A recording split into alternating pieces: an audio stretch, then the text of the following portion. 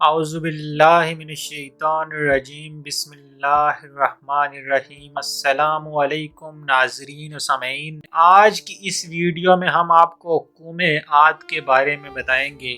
جس طرح سے ہماری گزشتہ ویڈیوز میں ہم نے آپ کو قوم سمود، قوم نوح، قوم داؤد اور دوسرے تمام اقوام کے بارے میں بتایا، اسی طرح اس ویڈیو میں ہم آپ کو قوم عاد کے متعلق ڈیٹیل سے بتائیں گے کہ وہ قوم عاد کون تھی اور شداد نے کیسی جنت بنائی۔ لیکن اس ویڈیو کی ڈیٹیل میں جانے سے پہلے ہماری آپ سے التماس ہے کہ ہمارے چینل کو سبسکرائب کیجئے، ویڈیو کو لائک اور شیئر کیجئے۔ ان لوگوں کا تعلق قوم عاد سے تھا اور وہ ارم نامی بستی میں رہا کرتے تھے۔ وہ بستی بڑے بڑے ستونوں والی تھی۔ عماد جمع ہے عمد کی اور عمد کے معنی ہے ستون۔ عاد کے نام سے دو قومیں گزری ہیں، ایک کو عاد قدیمہ یا عاد ارم کہتے ہیں۔ یہ عاد بن اوز بن ارم بن سام بن نوح کی اولاد میں سے تھے۔ ان کے دادا کی طرف سے منسوب کر کے ان کو عاد ارم بھی کہا جاتا ہے۔ اپنے شہر کا نام بھی انہوں نے اپنے دادا کے نام پر رکھا تھا۔ ان کا وطن عدن سے متصل تھا۔ ان کی طرف حضرت ہود مبعوث کیے گئے، لیکن قوم عاد کی بدعمالیوں کے سبب جب انہیں تباہ کر دیا گیا تو حضرت ہود علیہ السلام موت کی طرف رجوع کر کے ان کی رہائش اعقاف کے علاقے میں تھی۔ حضرت ہود کی وفات یہیں پر ہوئی۔ اعقاف میں بسنے والے اس قوم نے بہت ترقی کی۔ اللہ تعالیٰ نے اس قوم کی غیر معمولی قد و قامت اور قوت عطا فرمائی تھی۔ ان میں ہر شخص کا قد کم از کم 12 گز کا تھا۔ طاقت کا یہ حال تھا کہ بڑے سے بڑا پتھر جس کو کئی آدمی مل کر نہ اٹھا سکیں، ان کا ایک آدمی ایک ہاتھ سے اٹھا کر پھینک دیتا تھا۔ یہ لوگ طاقت و قوت کے بل بوتے پر پورے یمن پر قابض ہو گئے تھے۔ دو بادشاہ خاص طور پر ان میں بہت جاہ و جلال والے تھے۔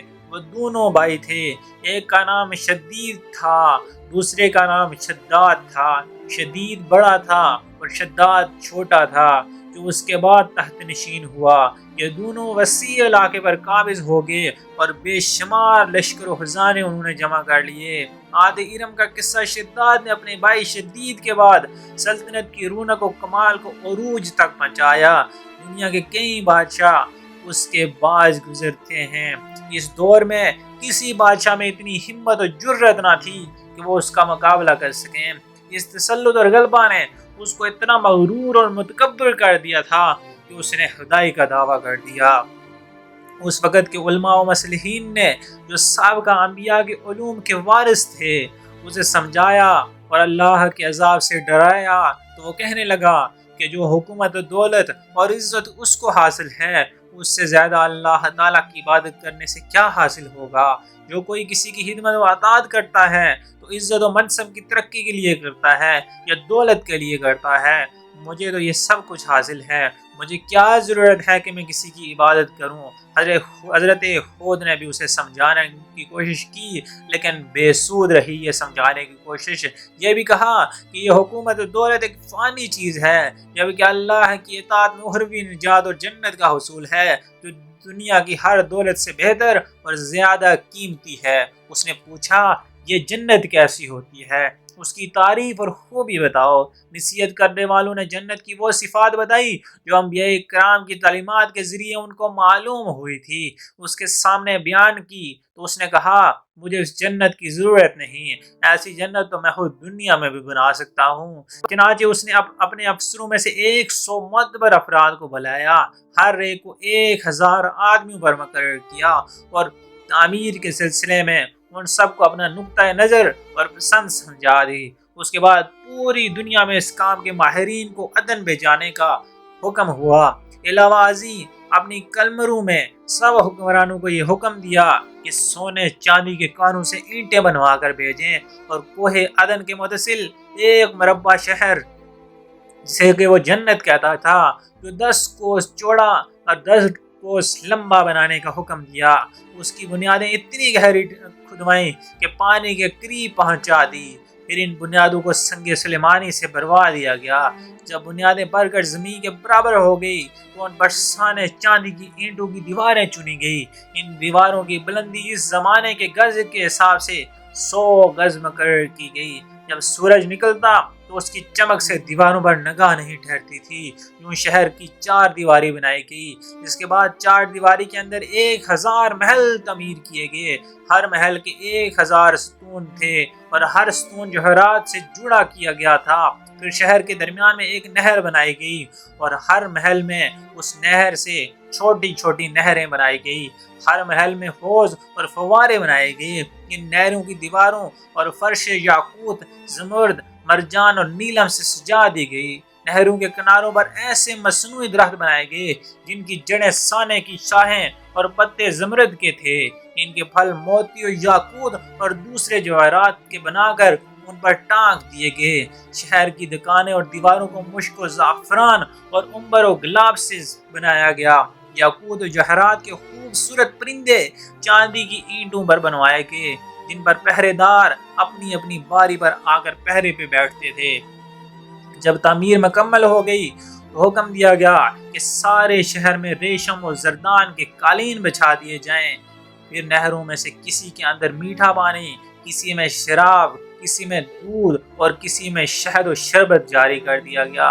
بازاروں اور دکانوں کو خوب سجایا گیا اور پردوں سے آراستہ کر دیا گیا اور ہر پیشہ و ہنر والے کو حکم دیا گیا کہ اپنے کاموں میں مشغول ہو جائیں، اور یہ کہ اس شہر کے تمام باسیوں کے لیے ہر وقت ہر نوع قسم کے پھل و میوے پہنچا دیں۔ 12 سال کی مدت میں یہ شہر جب اس سجاوٹ کے ساتھ تیار ہو گیا تو تمام امراء کو حکم دیا گیا کہ وہ اس میں آباد ہو جائیں۔ پھر شداد خود اپنے لاؤ لشکر کے ہمراہ انتہائی تکبر اور غرور کے ساتھ اس شہر کی طرف روانہ ہوا۔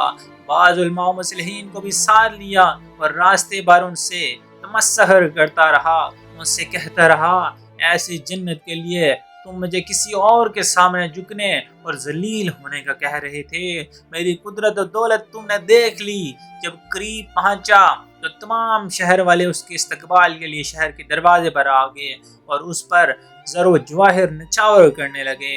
اسی ناز و ادا سے چلتے ہوئے جب شہر کے دروازے پہ پہنچا تو روایت ہے کہ ابھی اس نے گھوڑے کی رکاب سے ایک پاؤں نکال کر دروازے کی چوکھٹ پر رکھا ہی تھا کہ اس نے وہاں پہلے سے ایک اجنبی شخص کو کھڑے دیکھا۔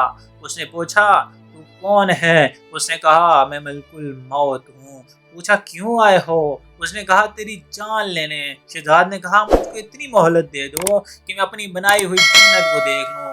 جواب ملا، مجھ کو حکم نہیں۔ کہا، چلو اسی قدر ہی فرصت دے دو کہ گھوڑے پر سے اتر تو سکوں۔ جواب ملا، اس کی بھی اجازت نہیں۔ چنانچہ ابھی شداد کا ایک پاؤں رکاب میں تھا اور دوسرا چوکھٹ پر تھا کہ ملک الموت نے اس کی روح قبض کر لی۔ تو پھر حضرت جبرائیل علیہ السلام نے بڑے زور سے ایک ہولناک چیخ ماری کہ اسی وقت تمام شہر ماں اپنی عالی شان سجاوٹوں کے ایسا زمین میں سمایا کہ اس کا نام و نشان تک باقی نہ رہا۔ قرآن کریم میں اس کا ذکر اس طرح سے ہوا کہ وہ جو ارم تھے بڑے ستونوں والے اور شہروں سے اس کے مانند کوئی شہر شاندار نہ تھا۔ شداد اور اس کی جنت کا انجام معتبر تفسیر میں لکھا ہے کہ بادشاہ اور اس کے لشکر کے ہلاک ہو جانے کے بعد وہ شہر بھی لوگوں کی نگاہوں سے اوجھل کر دیا گیا، مگر کبھی کبھی رات کے وقت عدن اور اس کے ارد گرد کے لوگوں کو اس کی کچھ روشنی اور جھلک نظر آتی۔ یہ روشنی اس شہر کی دیواروں کی ہے۔ حضرت عبداللہ بن قلابہ جو صحابی ہیں اتفاق سے ادھر چلے گئے۔ اچانک آپ کا اونٹ بدک گیا، آپ کا اونٹ بھاگ گیا۔ آپ اس کو تلاش کرتے کرتے اس شہر کے قریب پہنچ گئے۔ جب اس کے میناروں اور دیواروں پر نظر پڑی تو آپ بے ہوش ہو کر گر پڑے۔ جب ہوش آیا تو سوچنے لگے کہ اس شہر کی صورتحال تو ویسی ہی نظر آتی ہے جیسے نبی کریم صلی اللہ علیہ وآلہ وسلم نے ہم سے شداد کی جنت کے بارے میں بیان فرمایا تھا۔ یہ میں خواب میں دیکھ رہا ہوں کہ اس کی حقیقت سے بھی کوئی تعلق ہے۔ اس کیفیت میں اٹھ کر وہ شہر کے اندر چلے گئے۔ اس کے اندر نہریں اور درخت بھی جنت کی طرح تھے، لیکن وہاں کوئی انسان نہیں تھا۔ آپ رضی اللہ نے وہاں پڑے ہوئے وہ جواہرات اٹھائے اور واپس چل دیے۔ وہاں سے سیدھے اس وقت کے دارالخلافہ دمشق میں پہنچے۔ حضرت امیر معاویہ وہاں موجود تھے۔ وہاں جو کچھ ماجرا ان کے ساتھ پیش آیا تھا انہوں نے بیان کیا۔ حضرت امیر معاویہ نے ان سے پوچھا وہ شہر آپ نے حالت بیداری میں دیکھا کہ خواب میں؟ حضرت عبداللہ نے بتایا کہ بالکل بیداری میں دیکھا۔ پھر اس کی ساری نشانیاں بتائی کہ وادن کے پہاڑ کی فلاں جانب اتنے فاصلے پر ہے، ایک طرف فلاں درخت اور دوسری طرف ایسا کنواں ہے، اور یہ جواہرات اور یاقوت نشانی کے طور پہ میں وہاں سے اٹھا لایا ہوں۔ حضرت امیر معاویہ یہ ماجرا سننے کے بعد نہایت حیران ہو گئے۔ پھر اہل علم حضرات سے اس کے بارے میں معلومات حاصل کی گئی۔ کیا واقعی دنیا میں ایسا شہر بھی کہیں بسایا گیا تھا جس کی اینٹیں سونے اور چاندی کی تھی؟ علماء نے بتایا ہاں، قرآن میں اس کا ذکر موجود ہے۔ اس آیت میں ارم ذات العماد یہی شہر ہے، مگر اللہ تعالیٰ نے اس کو لوگوں کی نگاہوں سے چھپا دیا ہے۔ علماء نے بتایا کہ حضرت صلی اللہ علیہ وآلہ وسلم نے بھی فرمایا تھا کہ میری امت میں سے ایک آدمی اس میں جائے گا، وہ چھوٹے قد سرخ رنگ کا ہوگا، اس کے آبرو اور گردن پر 2 تل ہوں گے، وہ اپنے اونٹ کو ڈھونڈتا ہوا اس شہر میں پہنچے گا اور وہاں کی عجائبات دیکھے گا۔ جب حضرت امیر معاویہ نے یہ ساری نشانیاں حضرت عبداللہ بن قلابہ میں دیکھی تو فرمایا واللہ یہ وہی شخص ہے۔ ہماری آپ سے التماس ہے کہ ہمارے چینل کو سبسکرائب کیجئے، ویڈیو کو لائک اور شیئر کیجئے۔ جزاک اللہ۔